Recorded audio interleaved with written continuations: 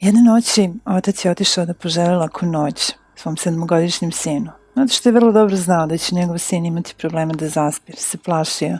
To je bila njihova mala rutina. Ušao je u slabo osvetljenu prostoriju u kojoj je ispod ševeta čekao njegov sin. Otac je na prvi pogled mogao da primeti da je večeras nešto neobično u vezi sa njegovim sinom, ali nije mogao da stavi prst na šta je to. Izgledao je isto, ali je imao osmeh koji se razvukao od uha do uha. Jesi li dobro, druže? Pitao je otac.